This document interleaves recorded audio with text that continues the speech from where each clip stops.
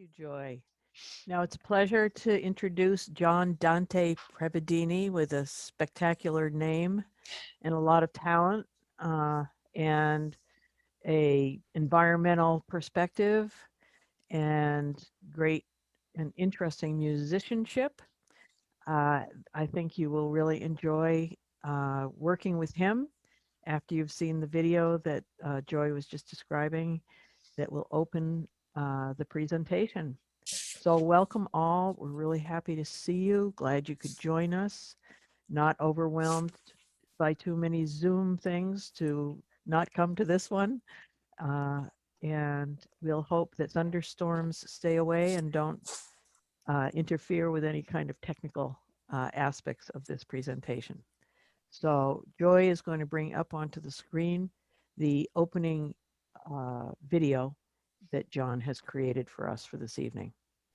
Before I do that, John, would you like to say any words before we start, or shall I just go for it? I'll just speak briefly. I just want to say good evening and welcome, and thank you everyone so much for being here tonight. It's great to see everyone.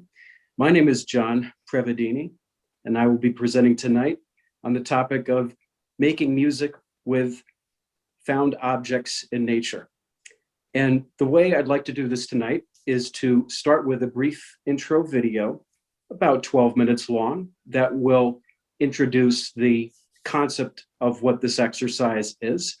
And after the video, I will open it up to a period of activity-based Q&A, where you can ask questions about the activity and or share some items you may have brought tonight, and maybe even some instruments that you've built from those objects that you'd like to demonstrate tonight. And then at the very end, if we have time, I'd like to open it to a general Q&A. So without further ado, I would like to roll the intro video.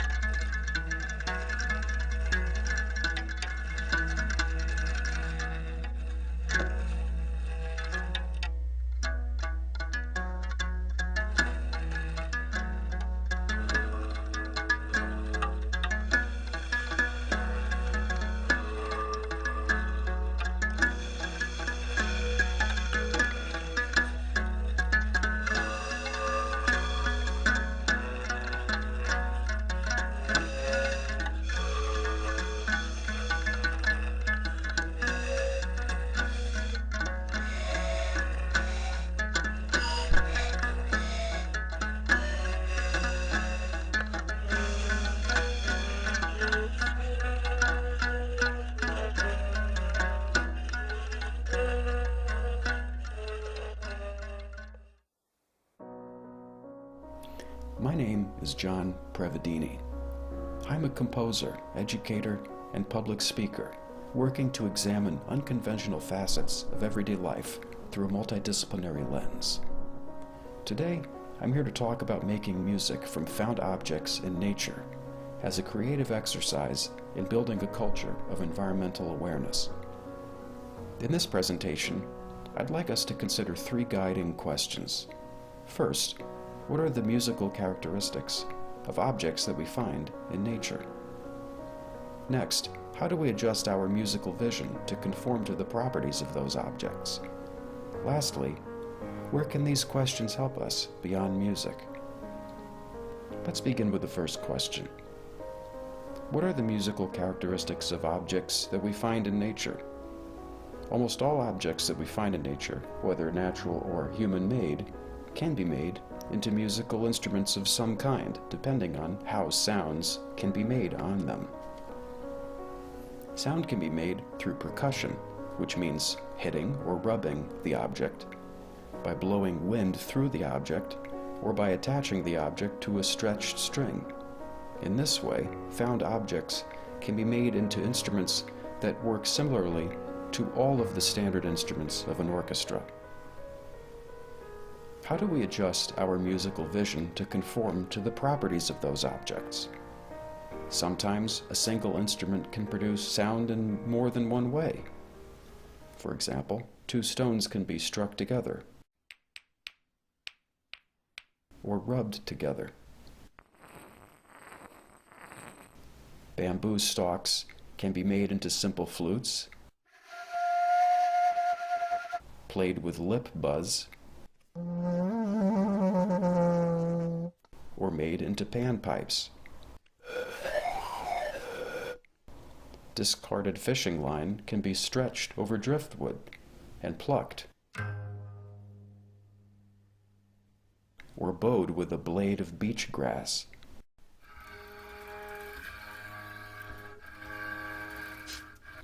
The sound can even be changed further with electronic effects.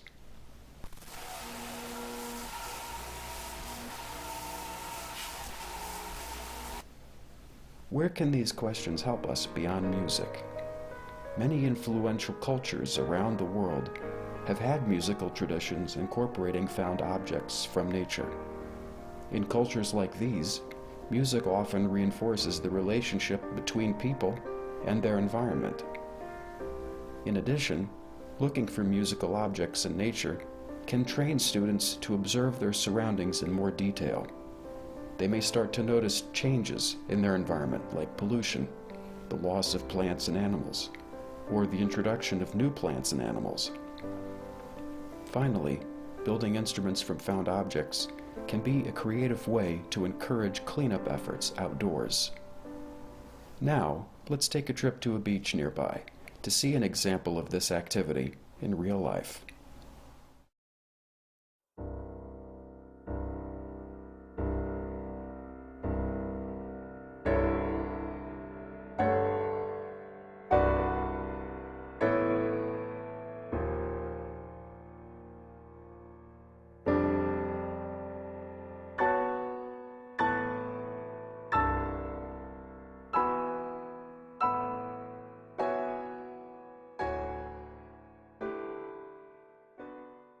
We're going to see what we can find here today that might be of use as some musical instruments. Some of the materials that we find here might have more than one potential use as instruments.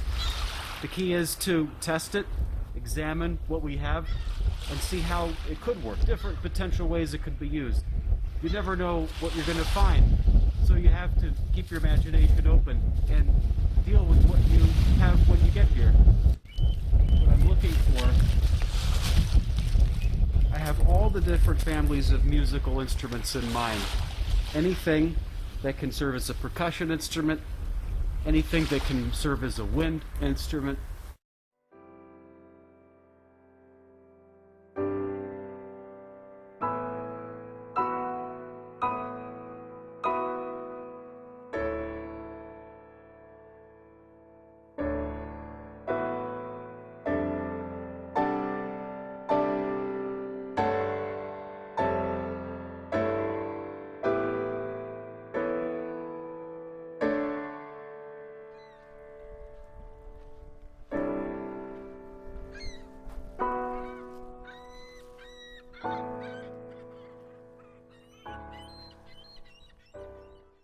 Found quite a bit of stuff here, actually. We got several different types of shells, different sizes and shapes and textures. A couple pieces of driftwood, a net, some rope, a lot of discarded fishing line, which is terrible for wildlife, but it does make good string instruments, so better use in music than sitting on the beach. We also have a plastic comb, and I think that's about it, but that's plenty to work with today.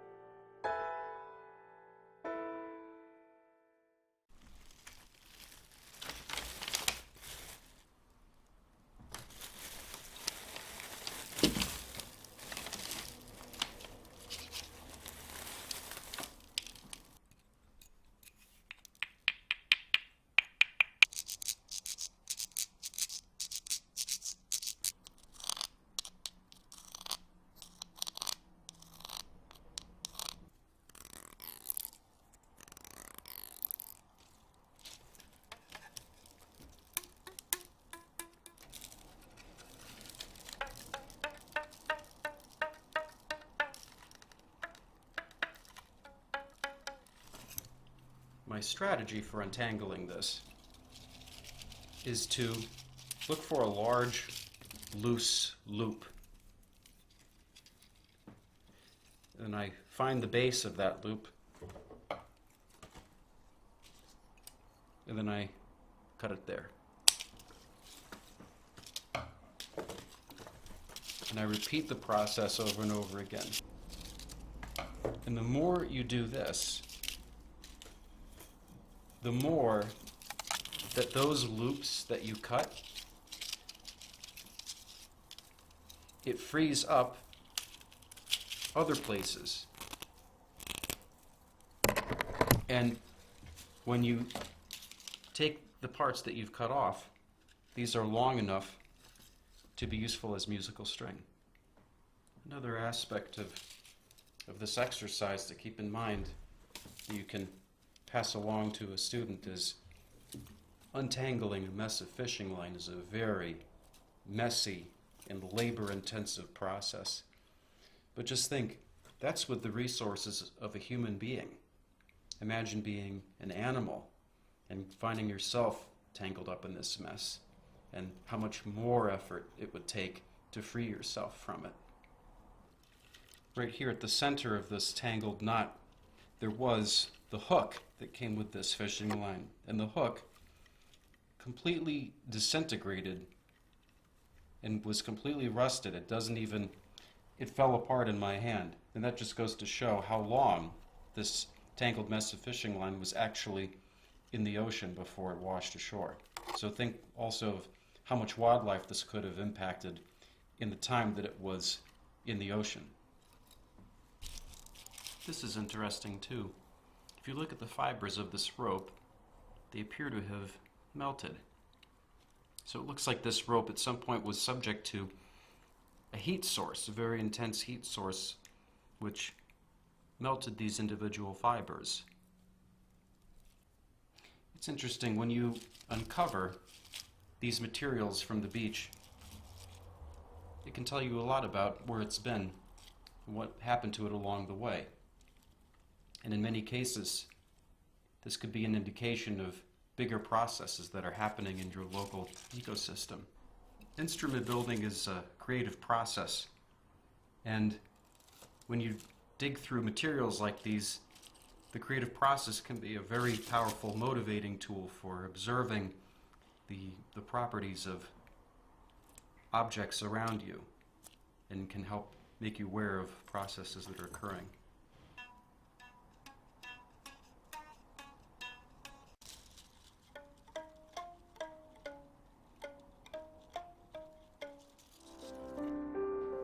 I would like to conclude with this final thought.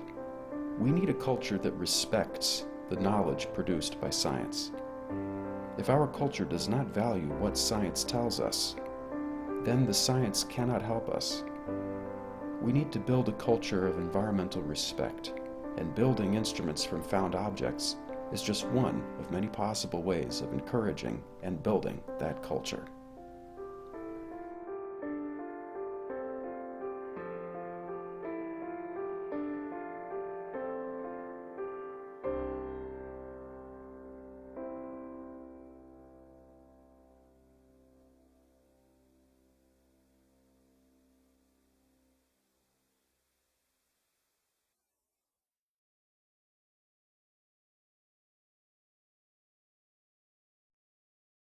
Wendy, would you like to tell us what you have? I have a piece of driftwood, and I have a beautiful shell, a seashell. Excellent. Wonderful. Have you tried making any sounds on those objects? I was going to let you help me. Well, the first thing that I notice is that the driftwood seems to have a very rough surface. Have you experimented with scratching gently the surface of the driftwood against the grain with one of the corners of the shell to start out? Oh,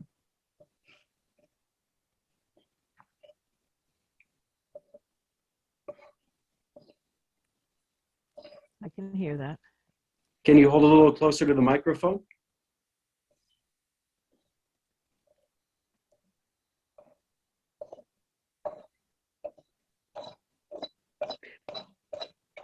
I hear that.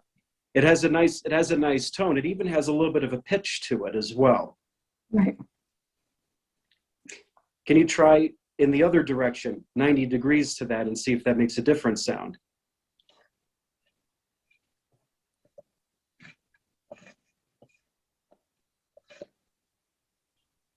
It's a little rougher of the sound, but it's still there. So with this combination of two objects, we've already seen that we can produce two different tones. It is. Well, it's Japanese knotweed. Japanese knotweed. Yeah, and I thought, oh, great. You know, if I could make an instrument out of an invasive species, this would be good. Absolutely. That's a wonderful way to use this activity. So, but here's the thing, John, I discovered, well, now maybe you can help me with this. Mhm. I thought that the tube was going to be hollow the entire way. But what It happens isn't. is, no, It's segmented. wherever there's a joint, it closes up. So I thought, okay, in order to make an instrument that I can blow into, I'm going to have to cut it at these joints so that I have one segment. Oh, look. Yeah, what you can have. do, you have to puncture one end. If you want it, well, it depends what type of an instrument you want to make out of it. Right, If whether you it's a want to flute make a transverse flute, which means a flute that you blow across, transverse meaning Yeah. across the angle, then what you would have to do is to open one end and then make a blowhole on the other end. If you want to make panpipes like these, then what you would have to do is keep one end closed and the other end open, and it's best to use one segment. Now, if you have segments of different lengths, Oh. you can get different notes on them. So that's the key. If you want to use Japanese knotwood, you have to either puncture those separations of the segments Yep. or separate the segments. But you have to be careful when sawing them because it's a very fragile material and can break along the grain. So use a very gentle, a small saw, a saw that's safe to use, or sand it with a fine piece of sandpaper. Okay. That's what I would recommend. The other thing that I did is I had some fun playing. I mean, you know, this idea, I love, like, you know, the rock thing, that's great. And then I took, you know, all of a sudden I get into this whole tonal thing. Okay, so now these are really sort of found objects in the drawer of my house. Quarters and dimes in glass jars.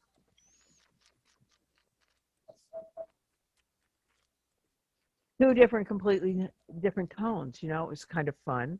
And then the other thing I found in the drawer was a comb, a hair comb, plastic hair comb, and this kind of spatula. And when I started, I think you need to put that close to your speaker. oh, okay, so what would happen is that where the teeth are wider, the spatula on the tips of it makes a lower tone that gets higher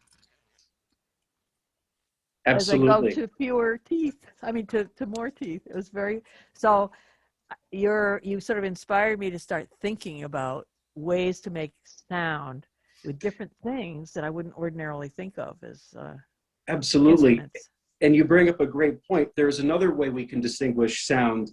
I talked in the video about how we have percussion instruments, wind instruments, and string instruments, Yeah. but there's another way that you can talk about sound too. And this goes into the realm of physics, acoustical physics. And that is, sound can be either pitched or unpitched. A pitched sound is one that has a clear single vibration. It has a single frequency. Human voice is a great example. You can sing or hum one pitch, and you can match that pitch because it's one frequency.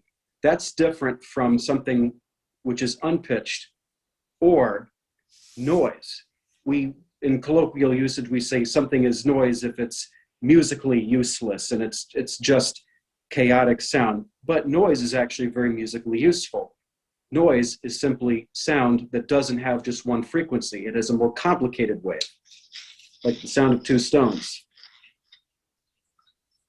And unpitched or noise sounds are musically useful as well. And in fact, I would argue, I would bet you that most found objects in nature will produce sound that's more useful as unpitched than as pitched sound. So that's another way that you can look at the differentiation. And if you want to play melodies, focus on pitch. If you want to play rhythms, focus on unpitched or noise-based sound. Yeah, nice. Thank you. I noticed we've got some kids on here. We've got Tiffany's iPad. I don't know if Tiffany's iPad, hello everybody. If you can unmute. Where are they? Hello. Hi. Oh, Yeah, we've got a kindergartner, a second grader, and a fourth grader. Hello, welcome. Thank you. And they have been busy working for the last hour, and they have made some rattles and drums. And we're working with some fishing wire and working on making banjos. And we Wonderful. were with some of the sound. What's that one, Noah, that we come up with? Now, is that going to be the body of the banjo, the two bowls that I see? Yeah, this one, there's two different ones in progress right now.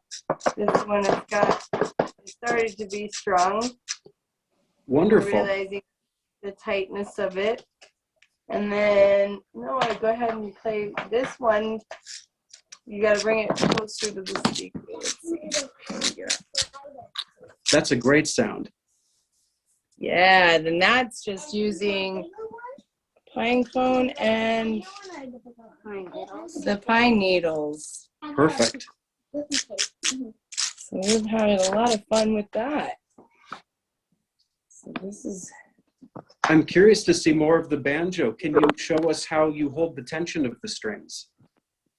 Right now we're trying to figure that out because we're just trying, and I just was saying I'm having a little difficulty getting the tension.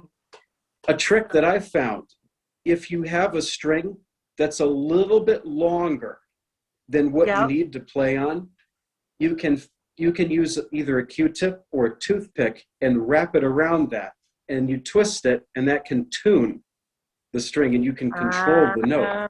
Okay, there we go. Because I was just saying, as we were doing this, I said the strings aren't long enough for me, and I can't get it tight enough. Yeah, it helps to have a little bit longer string, because then you can wrap it around a tuning peg. Now, in a guitar or a standard banjo, that's a screw that you twist. But this is a very simple and easy way of achieving the same effect. All you need is a Q-tip or a toothpick or something like that.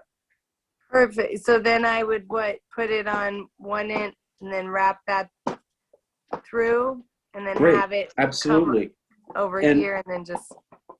And to hold it in place, you could tuck it under a neighboring string, or you could tape it. Okay. There you go. You guys, I'll explain that to you. We'll do that, and you guys can see how we can get this tighter so that we can actually get a nice sound when we pluck it. So, yep, that's what. Thank you. That is very helpful, because I was just saying, we got the one sound going with the drum and the rattle. And that's a great drum, because it is a rattle and a drum in one instrument. So it's one instrument that makes two sounds. Yes. And then it's got some cherry blossoms just to give it some lovely decorative. We are working away. This is exciting. Excellent. Thank you. And then we're finding some whistling noises, because my favorite way to whistle for the kids is to grab a piece of grass and hold it. So that's how I call the kids in. So Not always. And the bell too. The bell works. So yeah, this is great. Thank you. We're excited to be here and Thank you for coming. join in. Okay. Thank you. Thank you, Tiffany. Thank I, you. I see a virtual hand being raised. Where do we have a virtual hand? Looks like Margaret. Oh, Margaret. Okay. Margaret, unmute. Self. Okay. I was also, my father played banjo, and he talked about the banjo being a drum. And it would be fun if they put the strings on top of the bowl to vibrate more so the sound can come out. Because the banjo is a drum. So that happens. And also I thought that it would be, I don't have it, but maybe two pieces of driftwood could be bones.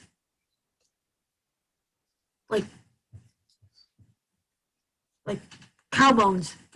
Oh, like driftwood as a percussion instrument. Yeah. That's a good point that you make about the bowl. I'm guessing these are either a plastic or a paper bowl. Yeah, The instruments we just saw before. Yeah, it was a bowl. And I think Yeah, sound better if it were open, if it was like here rather than and then the strings are in contact with the bottom, and then that With the becomes the vibrating the diaphragm that amplifies the vibrations of the string. That's a good point. And you bring up a great point, Margaret, that the banjo, in that sense, yes, it is a drum. But what's interesting is that it's a drum being used as a string instrument, not as a percussion instrument. because the banjo originally was an African instrument that used a gourd.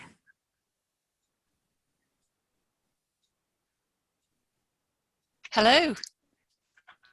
Hello, he's back. All right.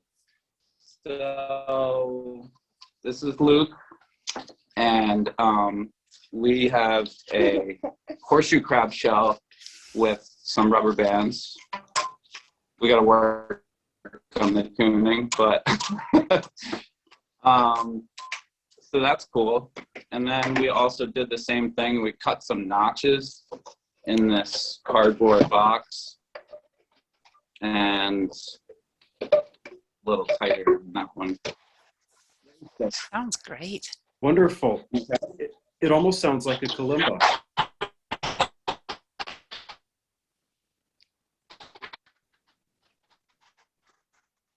Yeah, we've lost your sound. It's not hot. Rubber bands are wonderful to use because they're very easy to tune. They hold their tension relatively well, and you don't need anything else to hold them in place.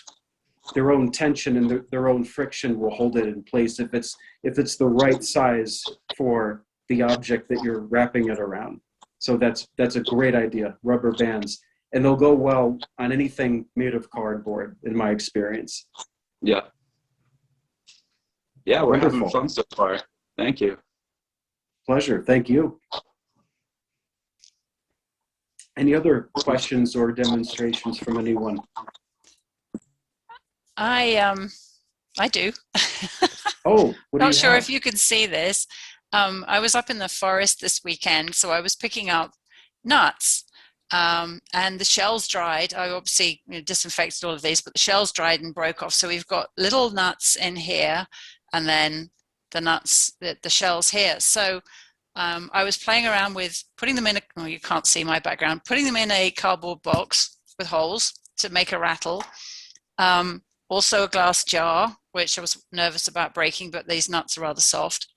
So that was one idea. And I noticed that the nuts themselves, because they're denser, have a different sound than the much lighter shells on the outside. And they've obviously dried a lot lighter as well.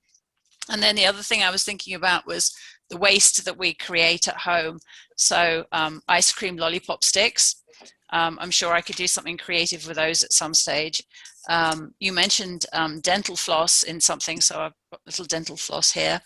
The Chinese takeaway, the chopsticks that you get, we should really throw them away every time we use them, but we don't. But we never do use them again, so now I can think of something better to do. But I noticed that these ones have got little notches in that would be perfect for dental floss. So I'm going to have to try and figure out how to make something out of those.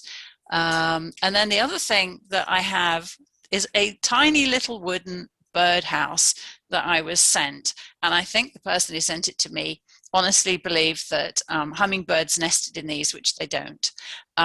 So it sat on my tree looking really pretty for about a year in the hope that something else might live in it, but nothing else has. But it's got a little hole. Can't really. It's making a little windy instrument out of it, but it doesn't work very well. And then I thought about knocking it with the chopsticks. But yeah, so those are the things that I found. Wonderful. Great. Any other questions or demonstrations from anyone? These have all been a lot of fun and very, very informative. I'm curious, John, in your study of music from around the world and throughout time, have you found that cultures around the world tend to draw to certain kinds of instruments made out of similar materials, or does it really depend on the place where people are making music? It absolutely depends on the place where people are making music or the places that they are trading with and what materials they're able to acquire in the process of trade. And as long as there has been civilization, there have been elements of trade. But certainly, regardless of whether the material comes from the place or a place that they're trading with, it all has to do with the natural resources. I think a great example of that is the ancient Chinese system of the 8 sounds, or baiyin as it was called, which referred to classifications of instruments in terms of types of natural materials like wood, bone, stone, bamboo, etc. And that's an example of a cultural tradition that really talks about music theory, or the theory of how music is made and why it's made, in terms of natural materials. And that's just one example. And there are many other ancient traditions and even traditions today that utilize natural objects and natural materials. Does that answer your question? Great, thank you. I will add something. If you are specifically using this exercise for a biology lesson, ecology lesson, etc., it might be helpful to integrate the sonic properties of materials into an aspect of the curriculum. So if you are a teacher and you have a scavenger hunt assignment, whereby you're asking students to collect samples from an ecosystem for study, there might be some creative way to integrate sonic properties of those items as a way to ask questions about what does this object say about an environmental process? How is this sample different from this samples? Are they competing species that occupy similar niche, etc.? Because sound is one way that we can get information about our environment. And we're a very visual culture oftentimes when we talk about ecology and about the pedagogy, the teaching of ecology. But there's also something to be said for how we can use sound in the educational process with those types of content. Abigail? Yeah, I'm trying to raise my hand, but I don't know how to do it. Okay. Can you hear me? We Am I can. unmuted? Okay. Yep. I'm curious, John, you sound like you've spent a considerable amount of time thinking about the creation of instruments from natural objects yourself. So as a professional musician, have you composed things and done musical pieces with instruments drawn from natural materials yourself? I have, and in fact, the intro music that you heard in the orientation video was a trio that I played on instruments made from found objects at the beach. That was an original composition that I played. I'm playing my homemade instruments. So if you go back and listen to that video, I will make it publicly available after tonight's presentation. You can listen to that opening sequence and you'll hear an example of music composed specifically for beach instruments. Can you tell me what the instruments are that you used for that piece? Yes, in that piece, I have 3 instruments. I have these very same panpipes right here. That's one. I also have a bowed fiddle, a very low, a bass fiddle that I made from discarded fishing line that I found, and driftwood, and also a harp, a very simple 4-stringed harp made out of driftwood, a found horseshoe crab shell, and discarded fishing line. Nice. Thank you. Anybody else? Can we hear that music again at the end?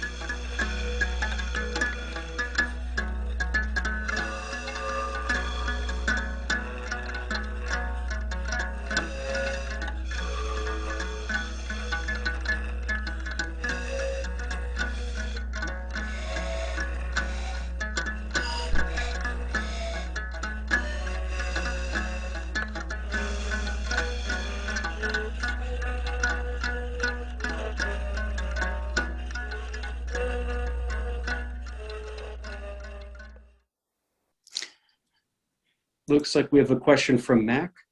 Thank you. John, looking at your instruments there, it looks like you've made a fretted instrument, the one in the middle, I think it was. Is that, what are those shells that you've stuck in between the strings? Those are toothpicks from around the house. And that's an instrument that doesn't have a strong resonant chamber in and of itself. It helps to lay it on top of a table or a desk to get a resonance. Yeah. Thanks. Thank you. Any other questions? At this point, if no one has any questions specifically about the activity, I can open it up into a general Q&A. So I'll just give everyone one last chance if they have questions specifically about the workshop, or if they want to demonstrate objects or instruments that they brought. I have a question. Yep. What do you need to do to prepare like a crab, horseshoe crab shell or something if you're going to keep it over a period of time? Do you have to, what do you do with the fishing line? Do you need to strengthen it? I'm sorry, I missed the last part of what you asked. About the fishing line. Do you, that can stretch. Is there anything you can do to preserve it? To preserve it. It's difficult to keep an instrument in tune indefinitely. Even any string instrument, anybody who owns one will tell you that it just has to be retuned every so often. And that's especially true with these instruments. But what I would recommend is, if you are using fishing line for your string, it really helps to have a lot of extra length, more than what is actually vibrating. Because when I'm going to see if I can get this on camera. You want to get multiple loops of the string around the body to hold it in place, if you're using just its own tension to hold it. So that's one step. The other step is good knots. I find that what you want to do is, after you loop it around, make a knot, and then make another knot, and then another knot, so that it stays in place. And there are many possible types of knots that you can use depending on the thickness of the string. But those two keys are very important. Make it an extra length so that you can loop it around to hold it with its own tension and use many knots and good quality knots. Apart from that, I would say if the instrument fits well together, if the component parts are the right size relative to each other, its own tension should be enough to hold it in place. But if you need to use glue or tape, that's certainly okay too. Does that answer your question? Yeah. Thank you. Great. Pleasure. Well, if not, oh, I heard someone say something. Yes, I was going to ask you how many compositions you have created using found object instruments. Several, at least several, probably at this point, maybe as many as a dozen or so. A lot of my compositions aren't for specific instruments, but can be done on instruments like the found object ones. I have a few that I specifically have done for those instruments. The piece that opens your video is just beautiful. When it begins, it sounds very Japanese, but then when you start playing that flute, it just gets even weirder. It's very nice, very atmospheric. Oh, thank you. Glad you enjoyed it. One thing to keep in mind that I would like to say about these instruments is they're very much dependent on the capabilities of the materials. So sometimes you have to be very patient with what the materials can do easily or can take a little bit more effort to do.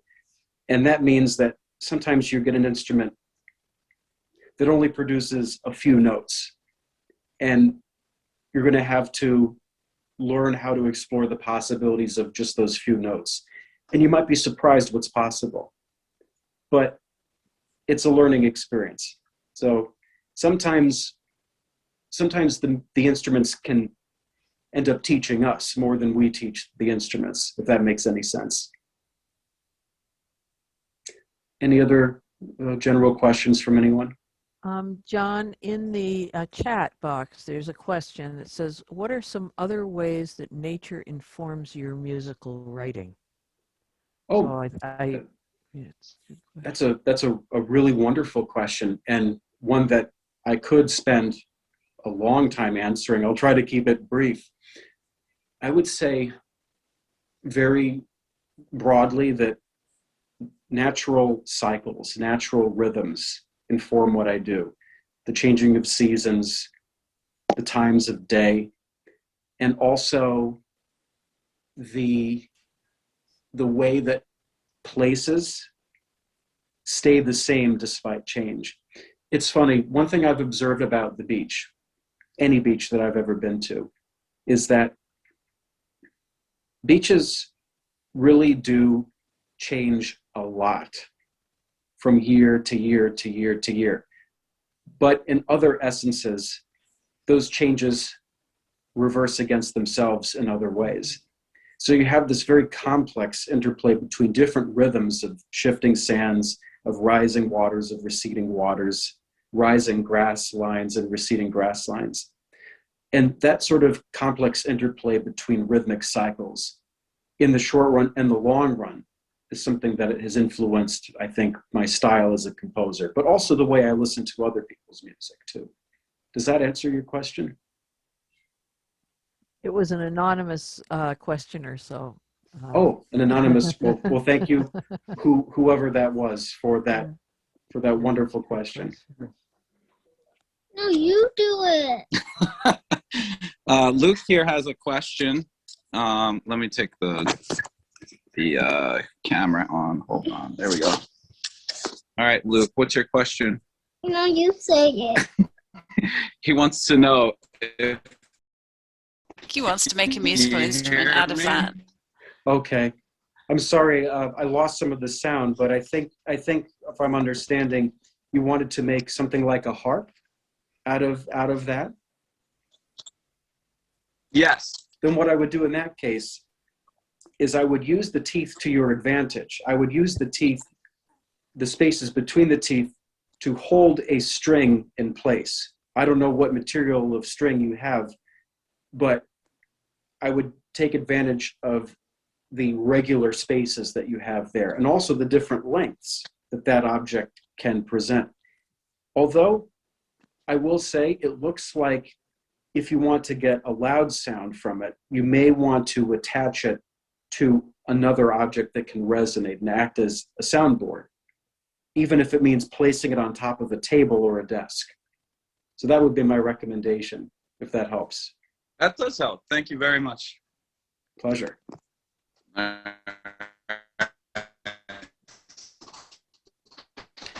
Okay, any questions from anyone else? I see Mac has a hand raised. It's not a question, but I'm intrigued with your analogy about the rhythms of the cycles of the beach and music. It's not something that occurred to me that there is sound associated with the seasons, of course, and just the idea of looking at something by instead of orienting on the visual, but thinking about how the changes in rhythm can affect the sound. The sand in the winter goes out to sea, comes back in the spring. In the wintertime, the rocks are exposed, so the sound of the waves is much harder than in the summertime when the soft sand is there to receive them. So that there is a seasonality or a tonality to the season in that respect. So it's interesting because the essence of your talk tonight is utilizing the beach in that way. I just appreciated that little tidbit. That's beautifully put. I'm so glad that you made that observation, because what it says to me is you've discovered that there is a way to use sound to become aware of natural process, that you can literally hear the changing of the seasons and the changing of the environment. And I think that's something that's very useful when we talk about how to use music to build an awareness of natural surroundings.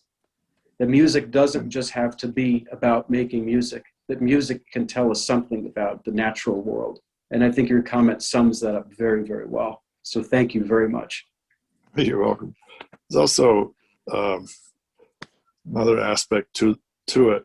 My life was saved several times by recognizing the behavior of the waves behind me, by the sound they're emitting coming at me, that I was able to react and get out of a difficult situation. So if you're aware of in your environment what's a normal sound and what's an abnormal sound, there are certain triggers that make you aware that something is different, something's changed. And there's so many relationships in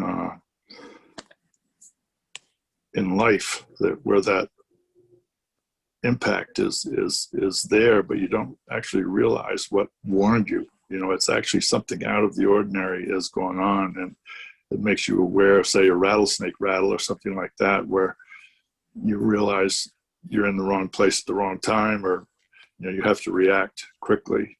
Falling tree, a tree falls quietly in the forest, but if you're underneath it, it isn't so quiet. Depending on how quickly you react, sound is a very important part of our life, and I just appreciate the way that you have utilized it in your topic tonight. Thank you so much. Anyone else? I have another one. Have you heard the story about Beethoven cutting his piano down to the floor? So Beethoven was deaf, so he could actually feel it. Yep, I have heard that story. And what was your favorite instrument that you built? What is my favorite instrument that I built? Mm-hmm. I enjoyed them all, Mm-hmm. but I think this one maybe a little bit because it's the first one I ever built. Nice. I have a comment. Yes. there's a film that we love as a family, and it's called August Rush, and you may well know it. And if you don't know it, you should see it. But it's of a young child who hears music in everything that he does. And the beginning of the film is beautiful because he's walking through like a big field, and he can hear the rustling of the leaves of the grass, and then, you know, all the plants and everything and the birds around him. And he's literally composing music from the sounds that he's hearing as he's walking through this environment. And the whole film picks up on this child's ability to create music from all the sounds he's making, whether they're sounds that he enjoys or sounds that he doesn't, like in a city environment as well. And I just love that. And I certainly, from my own experience, I've noticed the wind in different trees makes different sounds, in pine trees and oak trees and different trees. So the way that the wind plays with it, you know, it's sort of, it's having fun with the sounds it's making, you know. I cannot believe I've never seen that film. August Rush, yeah, you'll have to look it up. Wonderful. Thank you so much. Yeah. I have it written down. Well, thank you. Is there anybody else who has a question or a comment?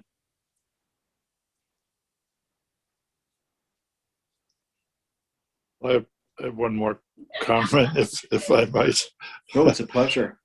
Your speaking tonight and using the horseshoe crab reminds me of our first series, talking about the red knots, the migratory birds, and their relationship to horseshoe crabs. And there was a discussion about when the spawning season starts. And as for Abigail's benefit, I wanted to say there's a full moon coming up that we should be paying some attention to. This full moon and the next one will be the spawning cycle of the horseshoe crab. So I'll keep my eyes open for you.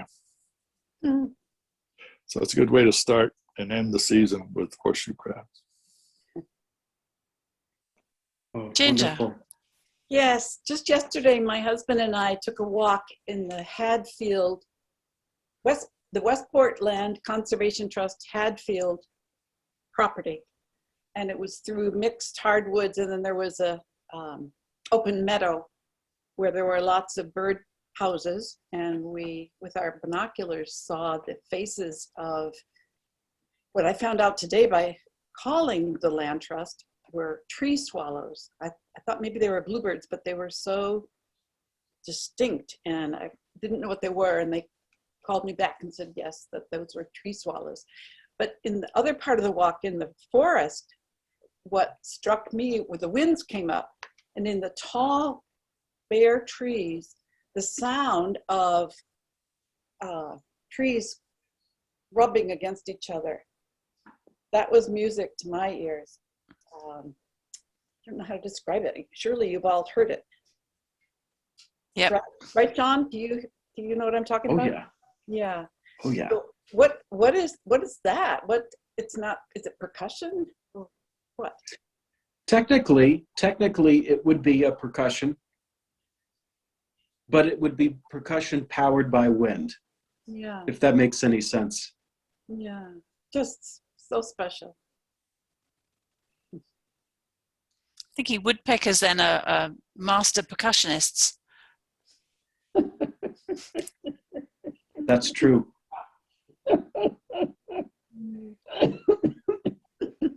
You know, another way in which what you are talking about tonight, John, that is a thread through these presentations is noticing.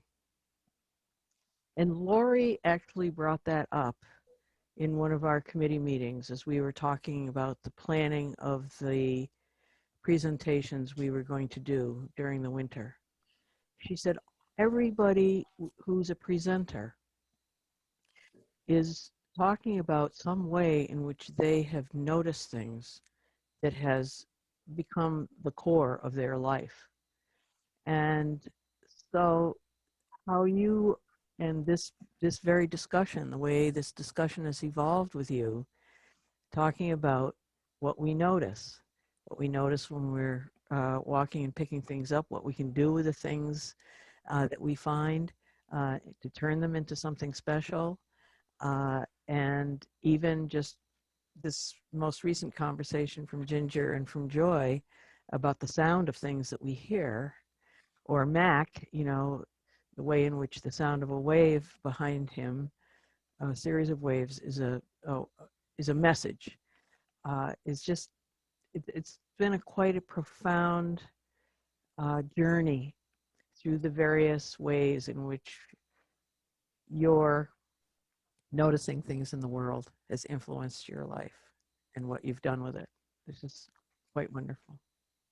Well, thank you. All I can say is that life is worth noticing. Yep. Yes. Well, thank you all so You would much. have made $1 million with that quote. Yeah, John, Thank thank you so much for this, for putting together this beautiful presentation, the video, returning thanks to Nan for requesting that we hear your music once we learned that you had made that from natural instruments that you'd put together. And we're thinking about Lori as we hear what you're doing, and it was a beautiful dedication to her that you included in it, which we greatly appreciate. It wouldn't have been possible without her. It's true. She brought you to us. So she's with us tonight. And thank you John. all for joining us tonight. It's a great pleasure to have the kind of engagement we had tonight. This was completely unique, the way this ran its course, and really very, very special. So thank you all. Thank you. Thank you again, John.